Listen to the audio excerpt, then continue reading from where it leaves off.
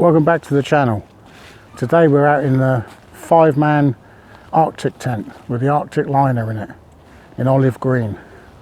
It's Dave's tent. He thinks it's a Canadian 5-man tent. Let's have a look at it. We've just done a setup, which you saw, hopefully, if the camera didn't die.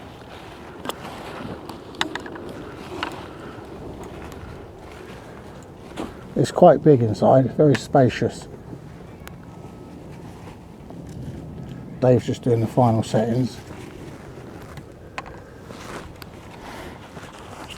Let's go and have a look around it.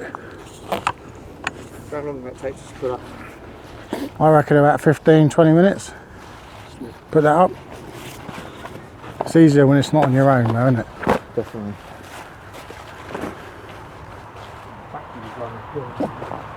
That's quite a high tent. I reckon that's about 8 to 9. Yeah, that's 8 foot. Yeah, 8 foot looking at it.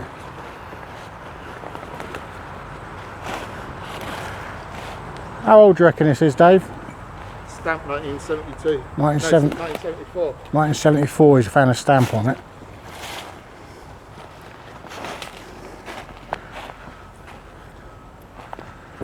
I think how much did he pay for this? About 100 quid, I think. Ish. Got it on eBay. Got it from a place in Newbury. So a guy was saying that he goes to Canada a lot, from what we could see and what he could tell us. That's why we think it's Canadian, because of the shape. So we're gonna do an overnight here. We're right on a car park next to the road, but we won't have too much activity later on. So we're just telling them we're just testing out a new tent if we get hassled. Here's Peter, he's collecting some wood. So I suppose I better get on and collect some firewood. Get this camp started. There's a lot of activity here at the moment. A lot of people around and dogs. So I better do some grafting, I suppose.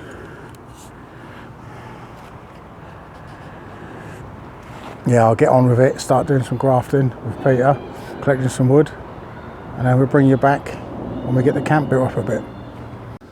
Right, so this is the Silky Big Boy pile I've made.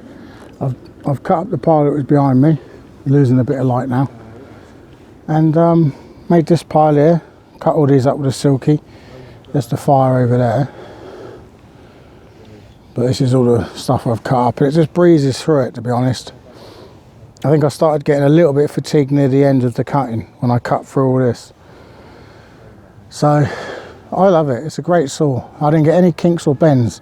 Just remember, when you're pushing it, don't put pressure on it, because it's just a push through stroke. The bite is the pull. So all the pull, you can't kink a blade if you're pulling it, because there's nothing to kink against. It's only when you're pushing it. So just do that and you won't have any problems with the blade. So I think it's a fantastic saw.